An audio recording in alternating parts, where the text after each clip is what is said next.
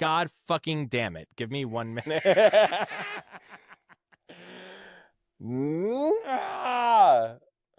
This is such a pain in the ass. It's like this episode was already going off swimmingly.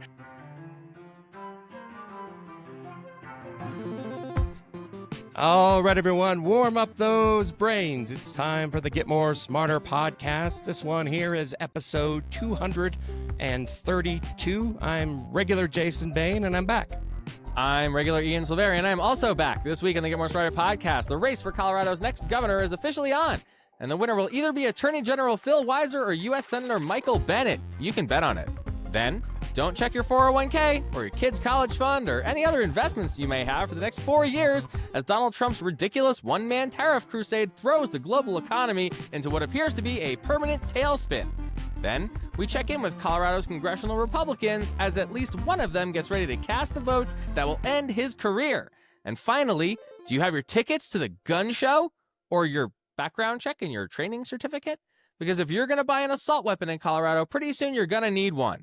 But first, we check in with State Senator Jesse Danielson about the status of one of the biggest bills in the state legislature this year. Take a listen.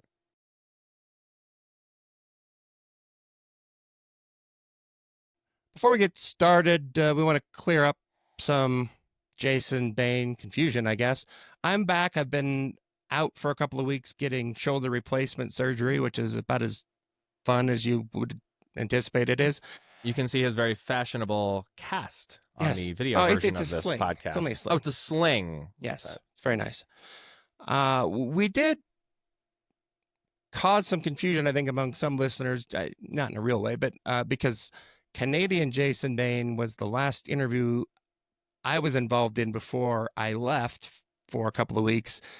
And we got this great review, I guess, from Sarah. It's an email. She sent us an email. Yeah. Which you can do by sending it to ian@getmoresmarter.com or jason@getmoresmarter.com or even angryrants@getmoresmarter.com. So Sarah says, I am a longtime fan of the pod. You all provide a perfect mix of political updates, banter, and ridicule. However, recently I've been confused by the fluctuation in Jason Bains across the last few episodes. First, we had 2 Jason Bains, and then we had no Jason Bains. Could we land on a more consistent number of Jason Bains in each episode? In order to ease the transition, I decided to wear a Canadian hat. So I'm regular Jason Bain, but I'm with the Canadian hat, so everyone can just kind of smooth. And then next week, we'll have Canadian Jason Bain with an America hat. Yeah, right. And no one will understand what's happening anymore. I kind of think we should do like a side podcast that's just like something like, Are We Still Friends? And it's just like you and Canadian Jason Bain just talking about the American-Canadian relationship. Yeah, so many episodes we can squeeze out of that. Yeah. All right, let's start this week as we have to do because this sucks. We live on the bad place. Yeah, let's go to Trump time. There is no plan about anything, apparently. We'll start off with a montage of Donald Trump from the 2024 presidential campaign via the Jimmy Kimmel Show. Let's see how this aged. If we lose, you're going to have a crash like you wouldn't believe. If we lost this election, I think the market would go down the tubes. I think it's going to be 1929 depression if we don't win. If I would have lost, the stock market would crash. If he's elected, the stock market will crash. If he gets in, the market will crash. If Biden gets in, the market will crash. If Harris wins this election, the result will be a Kamala economic crash. We're going to have a crash like a 1929 crash if she gets in. We're going to have a crash like 1929 if she gets in. It will not be pretty. Thank you. That worked out. I mean, like philosophy student Ian, you can't prove the counterfactual. Maybe it would have happened no matter what. Because she certainly would have prosecuted an insane trade war for no reason and wrecked the economy that Joe Biden and Jerome Powell helped resuscitate after the pandemic. In case you missed it, President Trump announced this week a 90-day suspension of most of his tariffs on other countries, except for China, after a potentially calamitous drop in the bond market spooked him and his top economic advisors. Trump did increased tariffs on China to 145%, if I'm following the bouncing ball correctly. And it's exactly at the time that my fucking iPhone is due for a replacement. So great. Yeah, your iPhone's going to be $30,000. I'm going to hang on to this thing until this comes down, I think. I hope. I'm so mad. China then raised tariffs on U.S. goods to 125%. It's basically the global economic version of I'm rubber, you're glue. They just keep going back and forth. And yeah, except it like causes economic catastrophe, shuts down small businesses who source their materials from China, and makes my fucking iPhone more expensive. Oh, that's true. It's not like 6 and 7 may break my bones. Words are going to bankrupt me. Right. These words will bankrupt you. Good God. The White House is saying that this is all part of some master plan, which is fucking stupid. Oh, God. And then the sycophants and the bootlickers were just like, art of the deal. Yeah, brilliant. Trump supporters have been saying that this is all part of an effort to force other countries to negotiate on tariffs. But as Politico and others reported, the White House isn't actually talking to any other countries. They keep saying 75 countries, we're setting up meetings, they're coming in, they're flying in everywhere, and then there's absolutely no evidence this is happening. They're not even returning calls, apparently, according to Politico. So, well, nobody fucking works in the executive branch of the federal government anymore, so I don't exactly blame them. Yeah, fair point. There's no one there to answer the calls. David Graham of The Atlantic made an interesting point that I caught this week. He noted that despite all the bluster about Trump as a tough negotiator, history shows he almost always folds his hand at the first sign of trouble. Mm-hmm. And when you think about it, like with Iran and with other stuff in his first administration, it's true. He never sticks with what he says he's going to do. And there's a poker analogy here, I think. If you're playing Texas Hold'em with Trump, say, without question, that he is going to throw his cards away if he doesn't like what he sees on the flop, which is the first 3 community cards. If he doesn't fold, without a doubt, that he's got pocket aces or something. It's a bit of a tortured analogy, but he's always bluffing. Yeah. And you always know it. Right. And I think world leaders have figured it out. Well, the way to beat him is just to call him on his bullshit. That's right. How you win against a bluffer when they have a bad hand, right? And right now, he doesn't have a very good hand. Nobody wants to do business with us. They're boycotting American products and American businesses all over the world, just like we talked about with Canadian Jason Bain a couple weeks ago. You cannot find, and if you can, people will not buy American liquor in Canada. They're just not interested in it. Yeah, and that hurts Americans. And this sandcastle of the market thing that's been going on with the drop and the dip and then the buy and then the rally and the drop and the dip, they have basically turned like a pretty stable up to the right over the last 10 years S&P 500 NASDAQ composite index into the shitcoin market that's just bouncing all over the place all the time. I think about this so much, and it's like, they've turned the economy into the scam. Everything is just a scam now. And if you like have a lot of money and a lot of risk tolerance and like you can institutionally afford to like buy low and hope it rallies again, you can make a lot of money. Trump had all those bankers in his office the other day. Did you see this? Mm-hmm. Where he's talking about how much money they made after they bought the dip. And it's like, he signaled that he was going to do this. This is like, the SEC should be investigating this shit right now. Marjorie Taylor Greene apparently made like $200,000 on some kind of stock trade. You see that? Right. Does the SEC still exist? I don't know. Couldn't tell you. It might have gotten doged. As you mentioned, the tariffs are almost a secondary problem now. The bigger issue is the uncertainty. Trump won the 2024 election in part by promising to be all things to all people. But now the flip-flopping and blustering is the bigger issue. The market fears uncertainty above all else. And it's hard if you're an investor. It's even harder if you're a business owner, particularly if you import a lot of products from overseas. You can't plan for anything now. Like, suppose you wanted to expand your operations in the U.S. You don't know what your expenses are going to be next week. And this idea that like there's some magical material or some magical good or some magical company that can 100% only be made with American stuff is just a fantasy. Yeah, at this point in a globalized economy. You just literally cannot build a factory. And why would you want to? Because this fucking policy could change next week. Right. So at best, you do nothing. At worst, you start contracting because of the uncertainty. Maybe you start laying people off. People are already laying people off. The jobs report at the end of this month is going to be catastrophic. We know that. And then you've hit one of the two key metrics for a recession, which is rapid unemployment. So what does Trump say about all this? Remarkably, he might finally be on the same page with the rest of America. Here he is speaking from the Oval Office after pausing his great tariff liberation thing.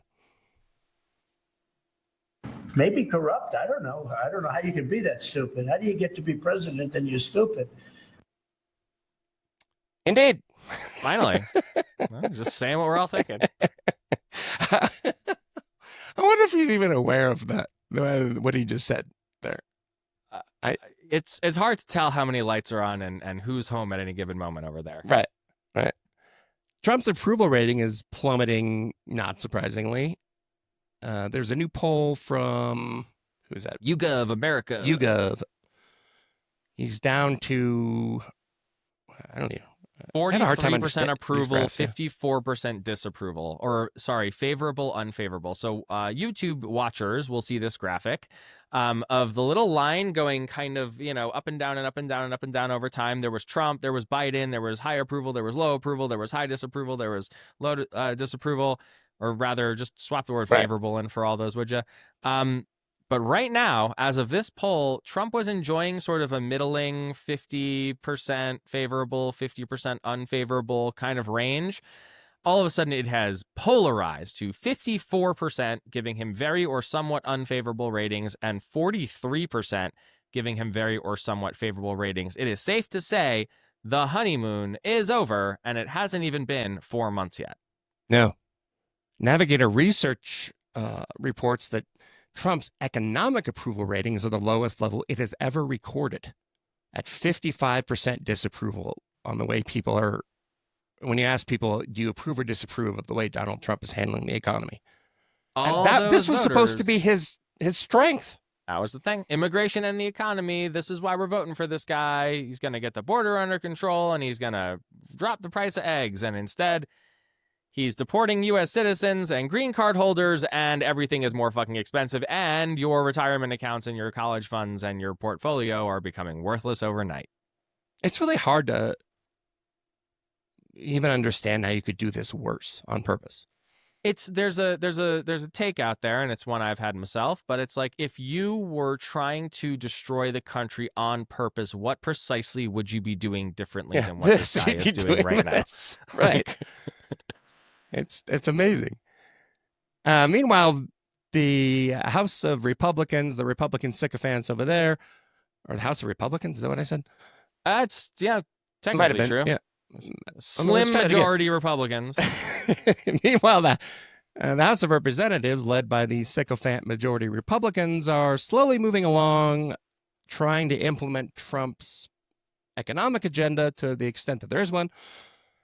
After a bunch of protesting from right-wing conservatives, they eventually fell in line. At a vote of 216 to 214, they passed the next step of a budget resolution. This is getting very difficult for Republicans, depending on who is actually in the House at any given day.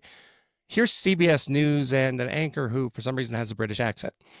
Brits are allowed to cover American politics, too. Has adopted the GOP budget plan. You're looking at a live look at the Capitol Dome right now. And this paves the way for the Trump administration's agenda. The bill passed by a slim margin, though, 216 to 214. Speaker Mike Johnson spoke after the vote, highlighting what's in it.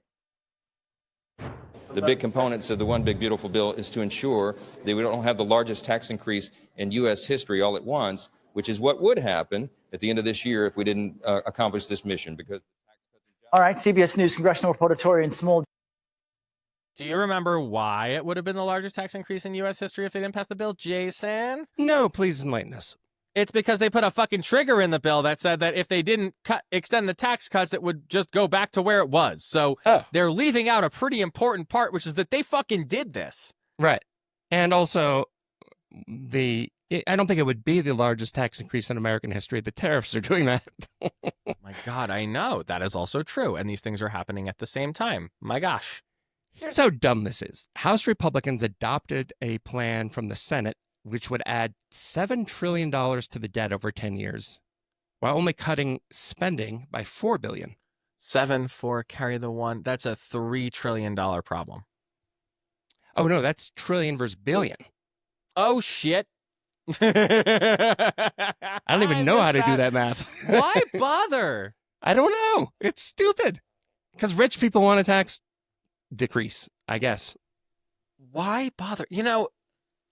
You could actually put this country on a path to fiscal sustainability with like a couple of moves, right? You don't have to do that much. Give them some cuts, right? Like, just give them some. There might be some cuts that need to be made. I don't think Medicare, Medicaid, or Social Security are good places to go, but like defense is kind of spendy. You could find some things to peel back in there.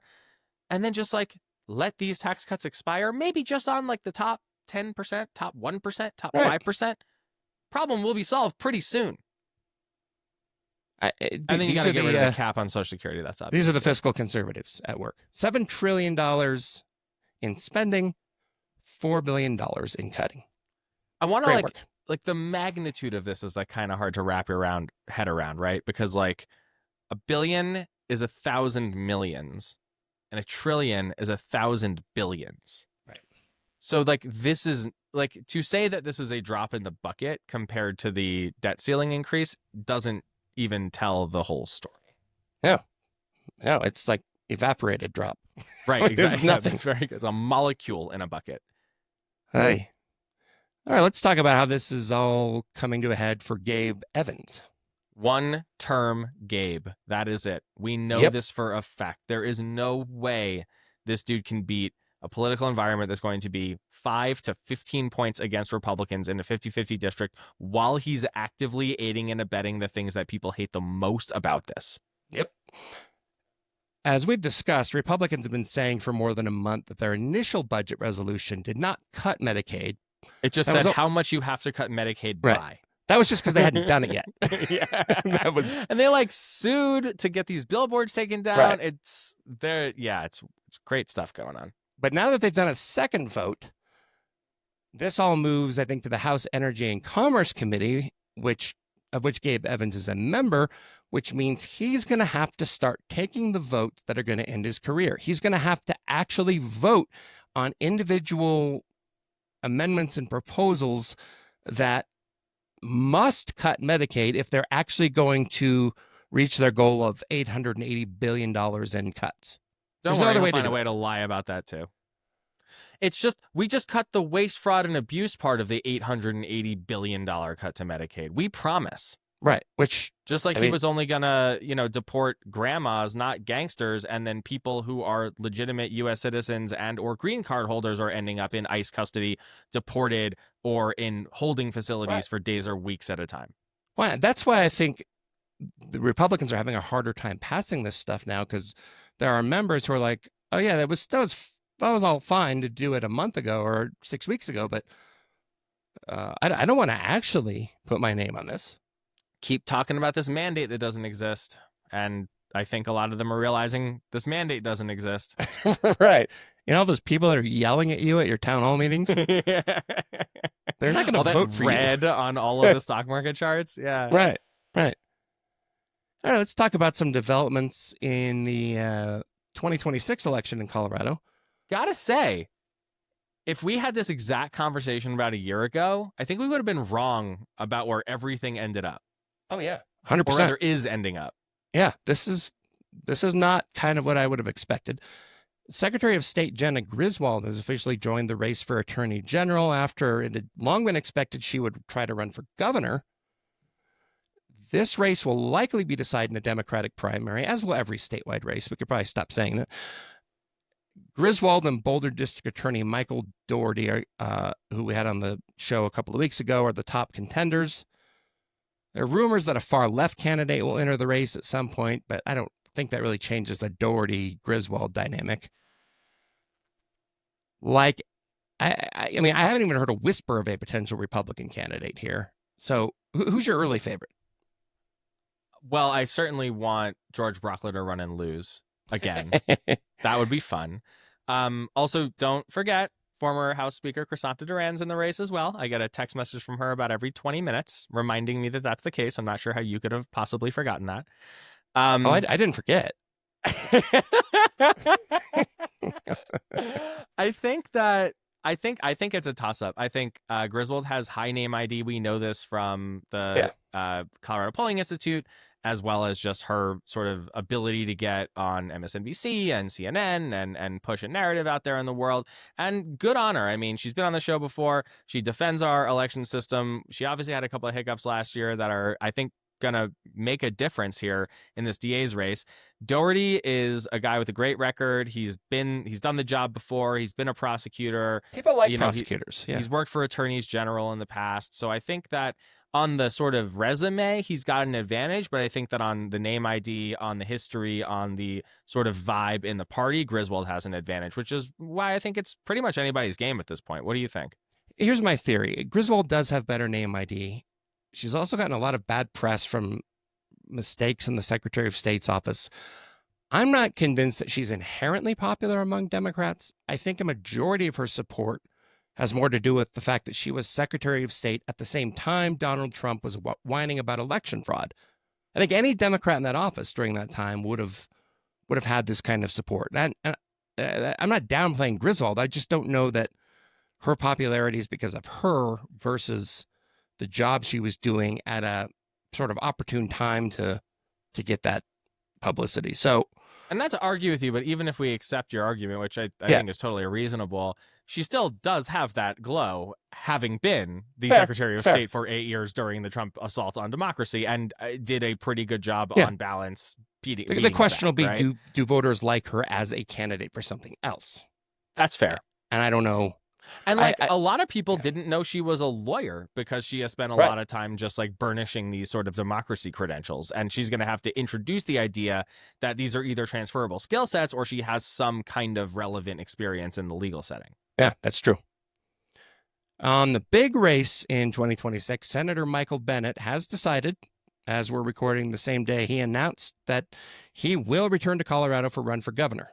And important Ian disclaimer, I am still working for Phil Weiser, who is still also in the race. He is. Bennet says he will not resign from the Senate, which was sort of the big outstanding question, because this is, as I wrote on Colorado Polls, this is the least kept rumor in Colorado politics for the last month and a half. Right. But then Bennet told the Colorado Sun in a pre-announcement interview that he wants to choose his own replacement for the Senate, saying, quote, "I believe that if I'm elected governor, I will be in position to pick the replacement," unquote. And that's not like a technical assessment of the situation. Like, he's not just saying, like, technically I'll be governor, so technically I'm the one who does it. I don't know why you would say this out loud and paint yourself as a kingmaker. I mean, I know you've got a bias here that we've discussed, but putting that aside, this is just a weird thing to do to me. The right way to answer this is to do something like, hey, I'm not going to get ahead of myself. I'm going to stay in the Senate. And if I'm lucky enough to be elected governor, we'll worry about that later, yada, yada. Yeah, you should go work for Bennett's press team. That would have been a smart way to handle this. Don't say it. I have a hard time with this because I have a lot of love for Michael Bennet. I mean, I think he's done great work for Colorado. I think he's done great work for the party. I think he's, I'm working for the other guy who I think would be a better governor, and there's no mystery to that. But it is a little peculiar that he wouldn't have thought this one through and then gone a little more down your path than the one he did go down. There's just no upside to doing this. I don't know why you would say that. And remember, Bennet was appointed to the Senate in, I always forget if it was actually 2008 or 2009. It was like the last couple of days. I think it was 09. I think it was actually 09. He was appointed by then Governor Bill Ritter. Yeah, because remember, it was because Obama wins in November of 08. Gets sworn in, builds his cabinet, and then in 09, Bennet gets appointed by Ritter to the Senate. It was right around the beginning of the year, real close. Yeah, I think it was January or something. I remember the Colorado Polls headline we put up. It was just, what the hell? Because you did not know who he was. No, Bennet was pretty unknown at the time. He was the superintendent in Denver Public Schools.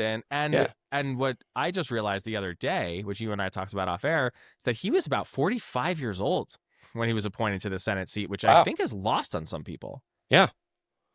Bennet would also was on track, and I guess he still is, to become the longest-serving senator in Colorado history if he completes his term. I wonder if that's something he wanted to avoid or something he embraces. I guess if he stays in the Senate, it's going to be true. I guess, like, since I am, like, clearly conflicted, if not biased in this argument, like, why do you think he's making the jump? I imagine, I mean, we know that Washington, D.C. wears on people. Being in Congress wears on people. It's a lot of bullshit, and not a lot gets done sometimes, particularly when you're in the minority, and there's no indication that Democrats can really win back control of the Senate until probably 2028. Maybe he's just, I think he's probably just sick of being there and looking for something else that doesn't require flying back and forth all the time. The flights are a real pain in the ass. I can vouch for that. I'm sure. All right, let's talk about our 7th or 8th favorite member of Congress from Colorado. Tied for 8th. Tied for 8th. It's a 3-way tie. Well, no. She and, we should clear this up. She and Gabe Ish are tied for last place. Yeah. I think Crank is a strong 7th. Who's that? Yeah, Jeff Crank, who nobody's ever seen in real life, right, is a strong contender for 7th or 6th. Do we get rid of 7th if we have a tie for 8th? I can't. Yeah, I think so. I can't math. I think yeah. so. Okay. So he's 6th, and then I think Bread Sandwich Jeff Hurd is definitely our 5th favorite member of Congress from Colorado. Yeah, I would say so. Lauren Boebert has joined the crowd trying to destroy the judicial branch. She has signed on as a co-sponsor of the No Rogue Rulings Act, or NORA. Lazy. Just like do the backronym. Just like spend 10 minutes and think about it. No, they like the double R. So this was introduced by California Republican Darrell Issa. I did not know Darrell Issa was still in Congress until this conversation. Yeah, no, same. The goal would be to limit district court judges' ability to issue orders blocking Trump policies. Here's Boebert speaking on the House floor about her encyclopedic knowledge of American democracy. It's judicial tyranny. The No Rogue Rulings Act says enough is enough. It's simple common sense fix. No single district judge should have the power to grind the entire nation to a halt with one rogue ruling. Why should a single unelected judge figure override the votes of 80 million Americans? This is not how our Constitution was designed. It precisely the founding is. fathers gave Congress the power to check the courts, and it's time we began using it. Take Judge... No. She has no idea what she's talking about, does No. she? None. That's not what... No. That was not the plan. God. So... I will say, though, we are moving ever closer to the moment when Boebert inadvertently co-sponsors legislation that eliminates her own job. It's going to happen. It might be advertent. It might be the legislative branch just dissolves itself to give King Trump unlimited Trump power. said, I know you wrote that as a joke, but I don't think it is one. It might happen. Meanwhile, we're in this weird world where Boebert is now being called a rhino by right-wing Republicans for apparently trying to convince former Trump advisor Steve Bannon to not speak at the state Republican Party's annual fundraising dinner last month. That didn't work, but here's Chuck and Julie Bonowell from the Chuck and Julie Show during an interview with State Party Chair Dave Williams. We've always said with great fondness that Lauren Boebert is white trash. She's our white trash. She's still white trash, but she's no longer our white trash. She's the other side. She is the rhino's white trash. Chuck Bonowell's not looking too good for wear these days either. No, he's he may die on that show. That I've never heard somebody say the words white trash so many times in a constricted time period before. That was quite a journey. Amazing that Lauren Boebert might be the voice of reason in any situation, but I do love that they're openly talking now about trying to get rid of her. That's good stuff. My God. I mean, it's not going to happen, but it's whatever. Boebert also made a national splash recently, but not in a good way, not like she ever does. She was a punchline in a new Family Guy episode. I guess I need to set this up because this will be the first time we say erection on the show. The clip is about characters Brian and Stewie trying to figure out a way to help Chris get an erection, and the character Chris says this. This is a very serious podcast about politics. Is that part of it for you? Portuguese, but yes. You guys stop. I'll just type in Lauren Boebert, mutual groping, vaping in public, Beetlejuice. Oh, you kind of sexy liar. I'm ready. So proud. We'll talk about this next week when we publish our interview with Kevin Ingham, but it is no surprise that Lauren Boebert's name ID is where it is, considering she is now the punchline of nationally syndicated television shows. Unreal. Governor Jared Polis has signed Senate Bill 3, which is one of the bigger bills of the legislative session. It will make potentially a big difference on the issue of gun safety. Starting next summer, Coloradans will have to pass a background check and a training course to purchase a swath of semi-automatic firearms, and that are mostly known as assault weapons. It also prohibits the sale of bump stocks and rapid-fire trigger activators. Polis had been indicating that he wasn't on board with this legislation, so it's a bit of a surprise that he signed it. I know you and I have different opinions on this. I'm sort of in favor of whatever limits any sort of rapid-fire gun thing, but it's an interesting development. Yeah, I mean, it continues Colorado's sort of tradition of further gun safety measures from the Aurora Theater shooting and Columbine all the way back then till the moment we're in right now. The bill was sponsored by a friend of the show, State Senator Tom Sullivan, and is now signed into law. He signed it at 3 p.m. on April 10th, Senate Bill 3 at 3 p.m. I thought that was a nice thing. I mean, at the end of the day, if you want to purchase one of these weapons, you have to go get a training course, something I actually support largely for firearms. I have a concealed carry permit. I think I've talked about that on the show before. I got that mostly because when you go to get a concealed carry permit, you have to go get lessons on how the thing works and how to take it apart and put it back together and use it safely and store it safely. I think that at a bare minimum, these should be really highly encouraged for any gun owner to have. There's a question, and I'm sure the gun people will sue and we'll find out in court as to whether or not that actually infringes on the Second Amendment. I would argue it probably doesn't, but I guess we'll find out. Either way, Republicans are going to try to keep talking about the crime NATO that doesn't exist and keeps existing even less as we get more data. As the Denver Post recently reports, car thefts in Colorado decreased 25% from 2023 to 2024.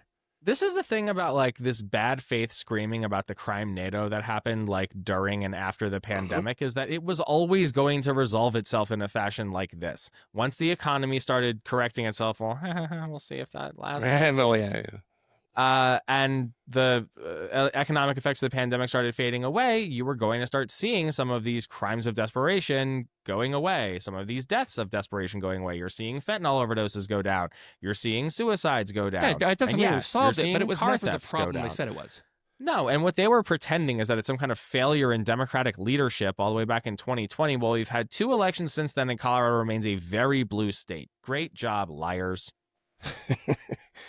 All right, let's do a couple of quick hits, and then we'll roll out of here. We'll kick things off with our FAFO of the week, our fuck around and find out. Here's a Trump-supporting beekeeper from North Carolina via CNN. Bees as we can to make honey. At Secret Garden Bees, a honey farm in Linden, North Carolina, farmer Jim Hartman has one eye on his bees and the other on his bank account.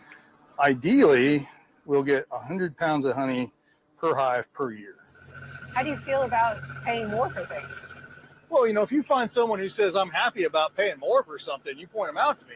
People who already couldn't afford fresh vegetables, who couldn't already afford to put good food on their plate, are the ones that are really going to be hurt by this. Did you ever think when you voted for President Trump that things were going to cost you more and you're going to lose money? I never thought I was going to lose this much money, this fast. Jim is a Republican who voted for Donald Trump 3 times. How do you feel about your vote for Donald Trump now? Well, I feel like perhaps I should have considered some other options. You think? Among others. My God. Unreal. We tried to tell you. Everyone did. But it's not a mystery. I don't know if we had this conversation on the show or not, but it's just, and this is obviously like other people's takes too, but like, It's very leopards eat my face, but it's more like I thought he was going to hurt the people that I didn't like. Yeah, I didn't think he was going to hurt me. Right. It's just like, makes me nauseous. Like, you should not be voting for people to hurt anybody. Let's start there. Right. We need to give a quick update on something listeners may already be aware of, but because we had been talking about the race for Republican Party state chair, former Routt County Treasurer Britta Horn was elected without really much trouble a couple of weeks ago as the new leader of the state GOP. Are you surprised? No, I think I predicted it, if I'm not mistaken. You might have, yeah. Yeah, I think you thought it was going to be Darcy Schoening or Hope Scheppelman because it was continuing the sort of Williamsification of the party. My argument was along the lines of, well, since Britta Horn is the out group and seen as the anti-party, Republicans always vote, Colorado Republicans always vote for the anti-party out group to oust the people who are currently in. Yeah, yesterday's revolutionaries that become today's leaders get ousted by tomorrow's revolutionaries, and here we are. Yeah, and it's just a cycle that is sort of endless and continuing. So, like, no, I'm not that surprised.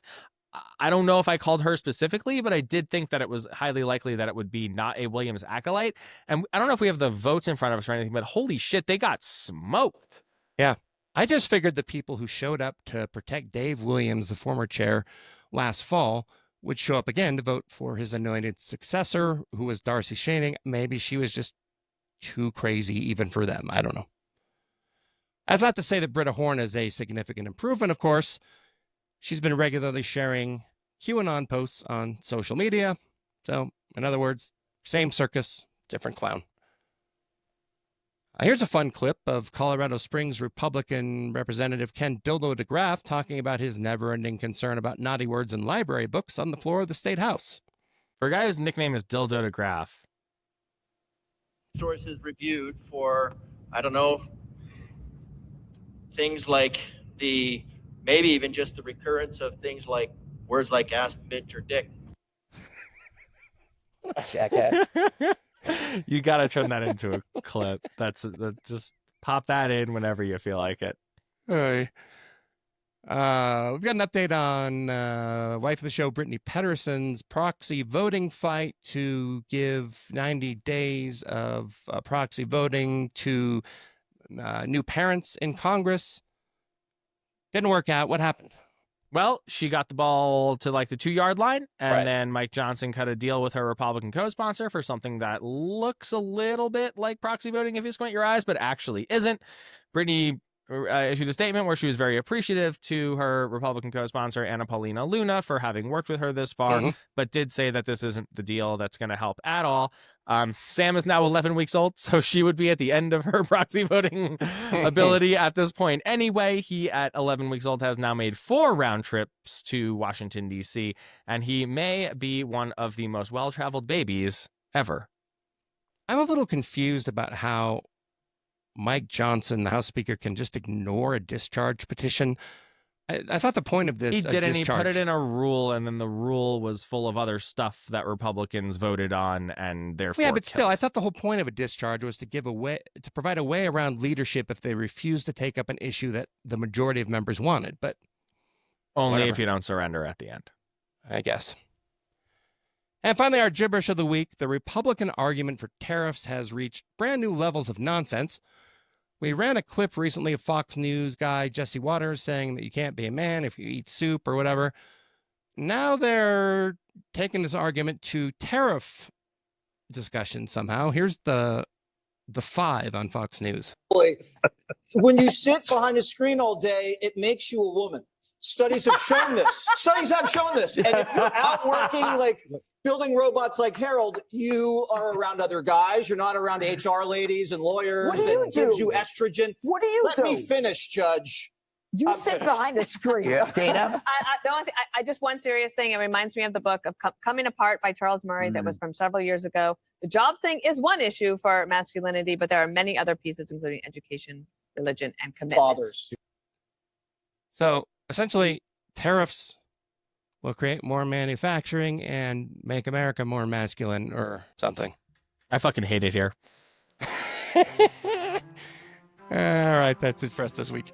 The Get More Smarter podcast is a production of ColoradoPolls.com and the Bighorn Company. Our hosts are me, Ian Silveri, and America's dad, Jason Bain, who managed to figure out how to engineer and produce this thing. I make the video sometimes. Megan makes the video sometimes. She does a lot of stuff. The phenomenal Breakmaster Cylinder made our theme song. Thanks to State Senator Jesse Danielson for being our guest this week. Get your shots while you still can. They're canceling the goddamn flu shot because we live in hell.